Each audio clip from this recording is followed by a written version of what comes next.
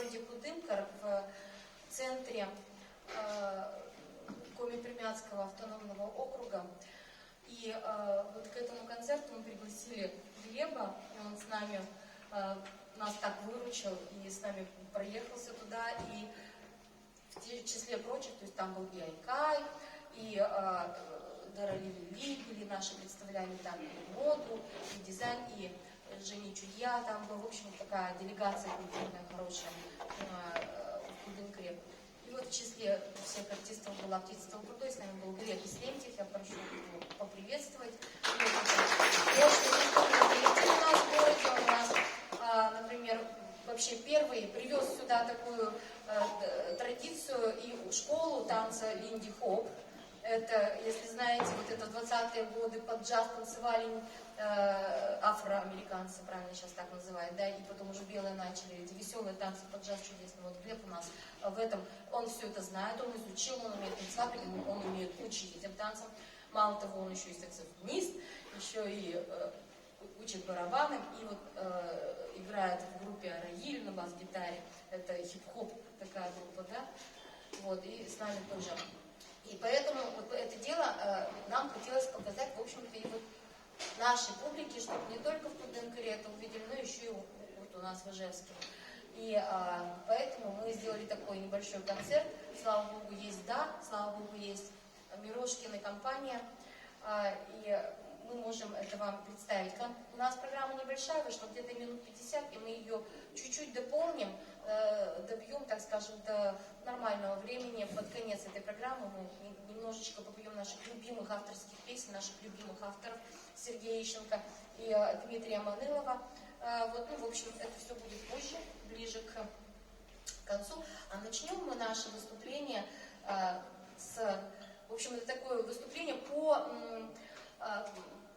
народным песням, удмуртским, это удмуртские бессермянские крежи, напеванные припевные слова, это русские песни, которые записаны на территории Удмуртии, и это немножечко финно-угорской такой тематики, финская песня и карельская песня. Ну вот, пожалуй, мы начнем.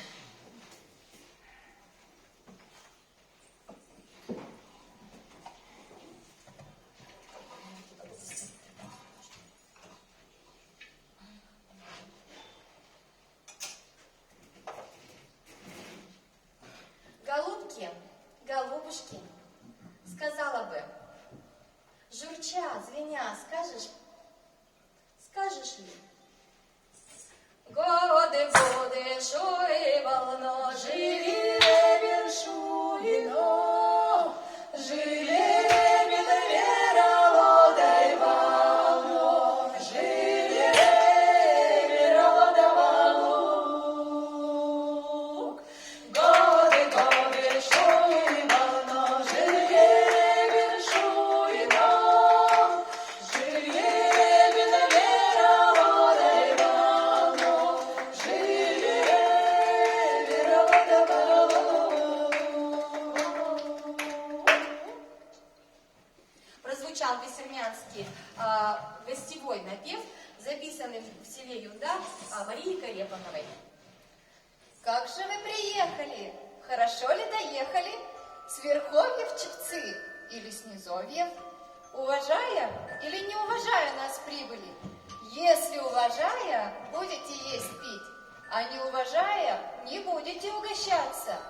Давайте, кумовья, собирайтесь, один общий напев споем.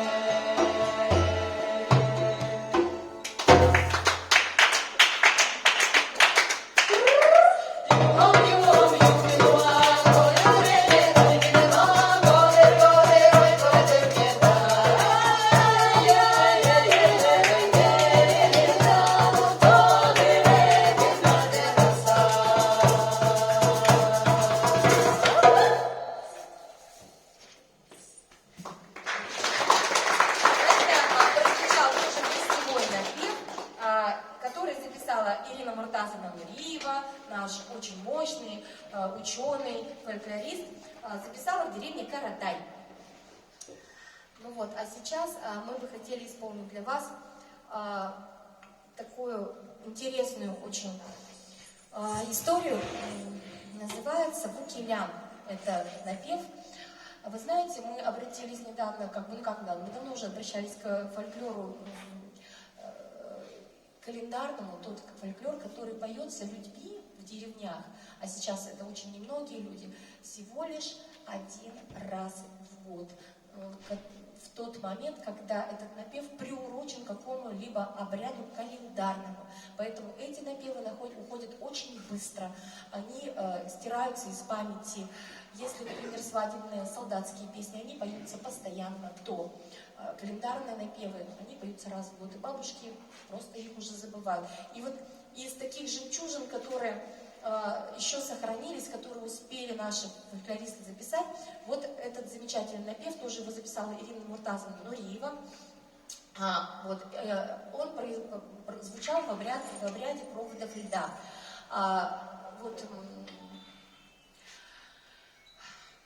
Напев «Йокелян Крещ» в этом напеве нашел эмоциональный, отражение, весь эмоциональный настрой обряда проводов льда. Проводился он, конечно же, когда шел лед в реке. Люди в этот момент отпускали всю сложность, может быть, какие-то тяжелые моменты. И вот это отпускание проходило вместе с этим льдом по воде, отпускалось, и они призывали какие-то положительные, позитивные ожидания, призывали вот в этот момент. Все это проходило немножко даже через плач. То есть это было состояние такое немножечко тоскливое, а потом постепенно в процессе этого обряда уже люди садились и кушали, и потом пели и плясали уже под гармошку. А вначале были такие моления, и, в общем-то, сейчас мы вам представим.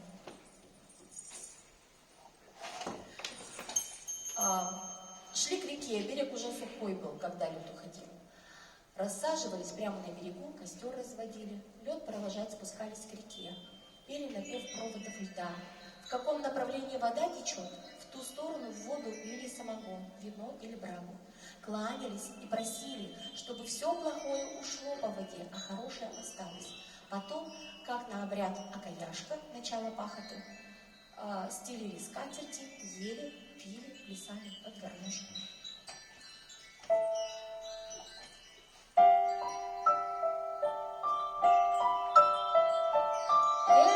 Мой Вукужо, отправляйся уже. С хорошими думами уходи, да уж не оставляй плохое. Напев свой споем, да скажем, да заплачем от печали. С добром, Инмар, оставь нас, сердись. Журчит и льется все время, давай только. Вода бежит, бьется о берег, да ивы задевает. Листва с деревьев на воду падает, кружась, куда-то плывет. Да журчит, да льется, да скажем, отзывается так, как будто понимает.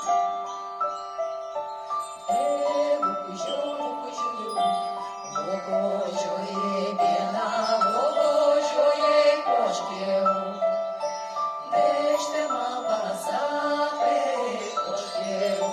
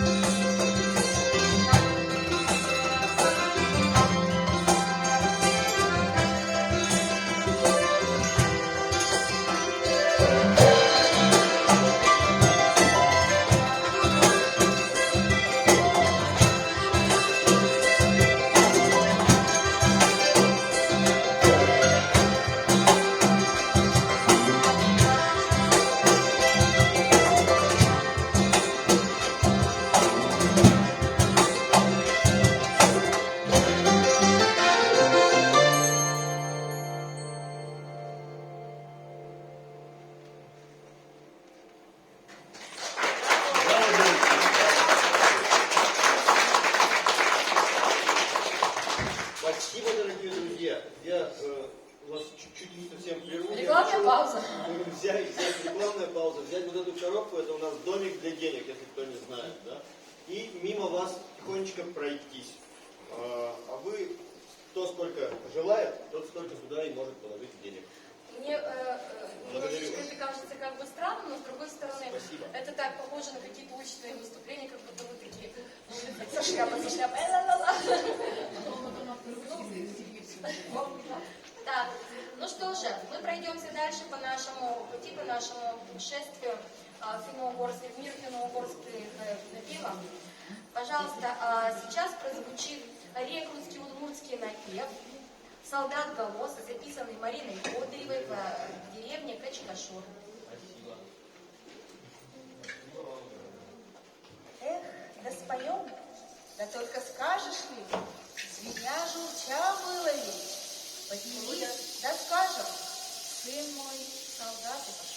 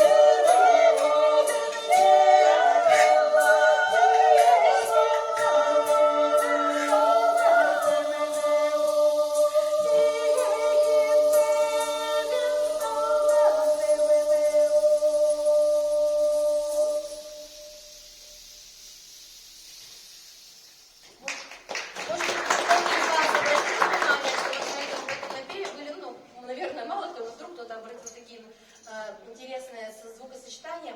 Жильер, жильер, жолькаль, жильердина, жильер, жолькаль. Вот это как раз звукоподражание воде, звукоподражание течению воды. И как чаще всего, конечно же, исполняли прежде женщины. И вот это подобие женского пения, подобие журчания воды и звону, мне кажется, оно очень поэтично. Куда ты делся мой орган? Ты вытащила его отсюда и положила куда-то, потому что я убрала. И сейчас мы исполним еще один солдатский крич, но совершенно другого настроения, потому что он не удмуртский, а бисермянский. Бисермянский крич. Бисермяне ребята жесткие, бойкие, и удмурты даже иной раз боялись заходить в деревню бисермянскую, потому что могли там схлопотать. Вот. И посмотрите, как здорово и четко отражается в музыке сам дух народа. Бисермянский крич, солдатский. Путь воина нитью весен, свернись клубочком в ладони.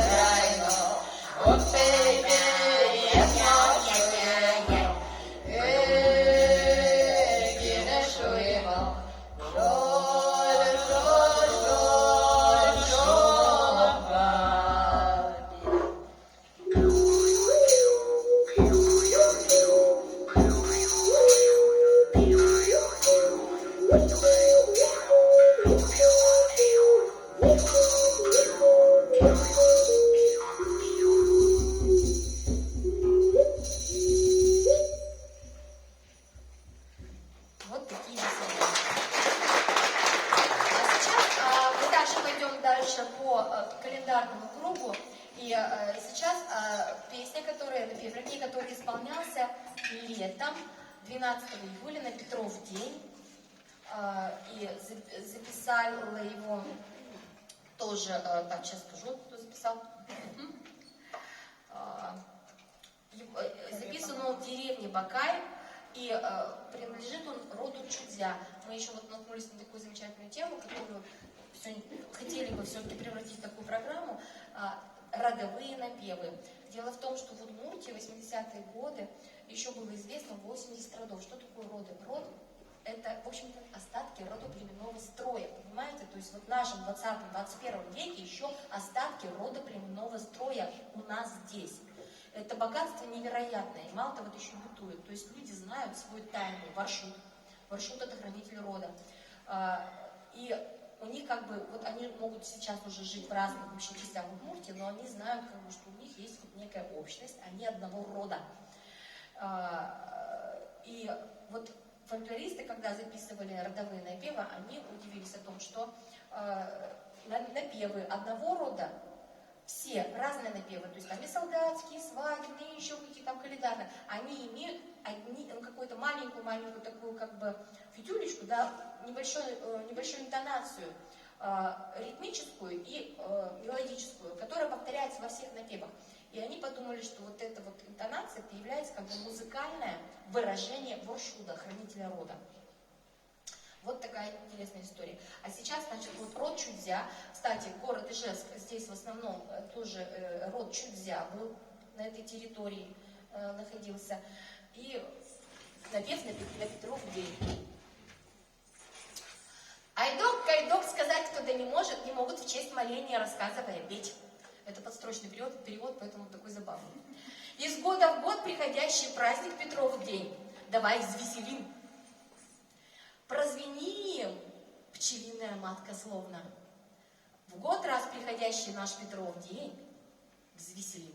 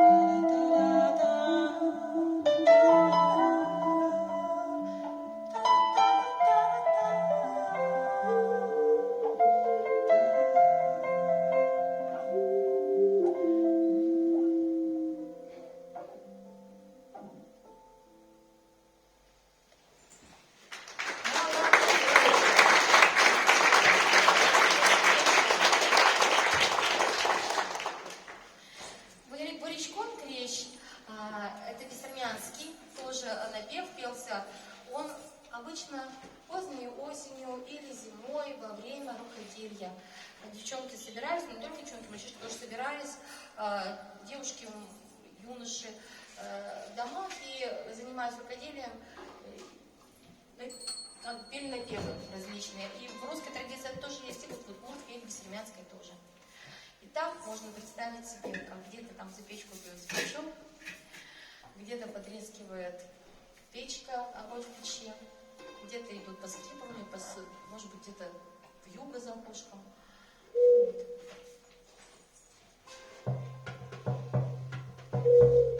Вытку скатертью дорогу путнику к родному крыльцу приведу.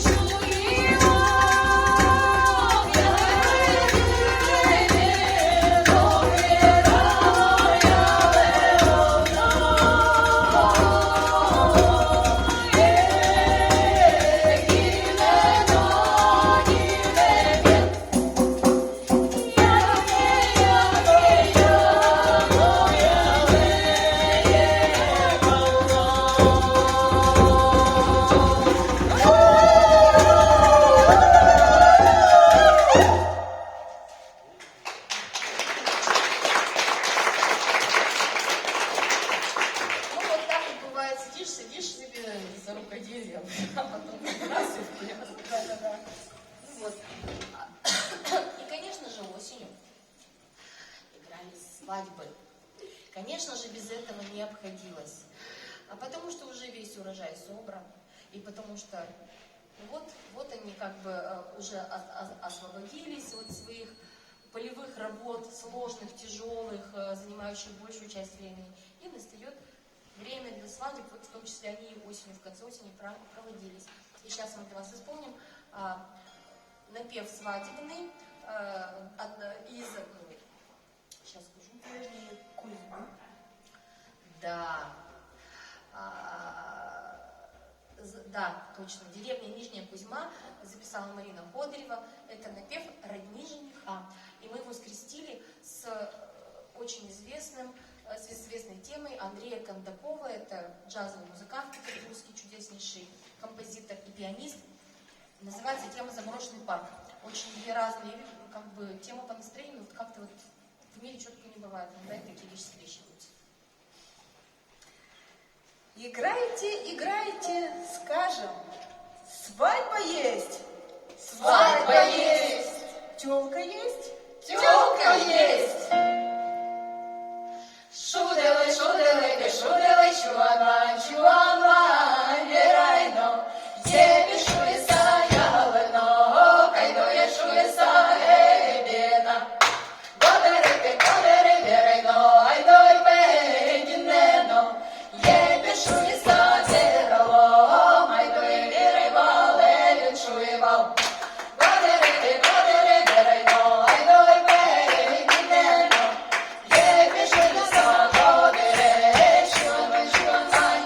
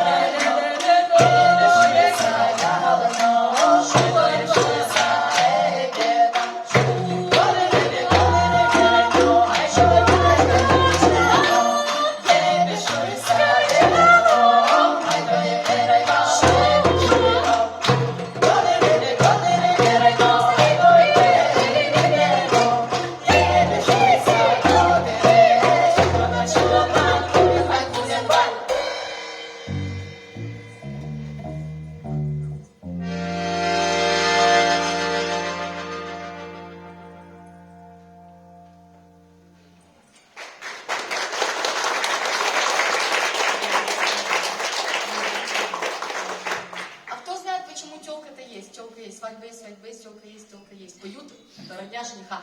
Очень веселясь и радуюсь этому обстоятельству. Кто знает почему? Поднимите руки. Никто не знает? Точно.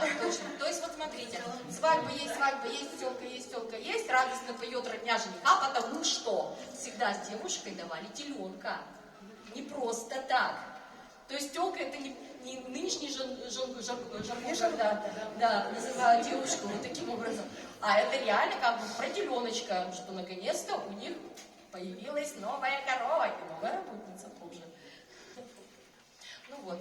И так мы плавно переходим через эту свадебную тему, также уже в русскую народную традицию, которая записана на территории Удмуртии.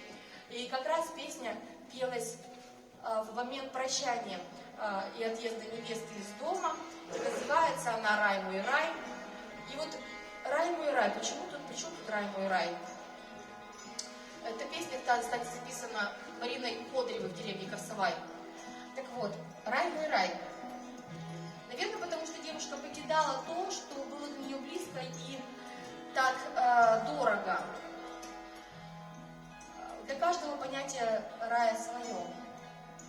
Но вот здесь отображено такое понятие, сами сейчас увидите, а мы немножко это все перефразировали, опять-таки на современный манер. У нас девушка, она, может быть, даже где-то и посмеивается над темой покидания рая, потому что на самом деле никто никуда не уезжает и никто ничего не покидает.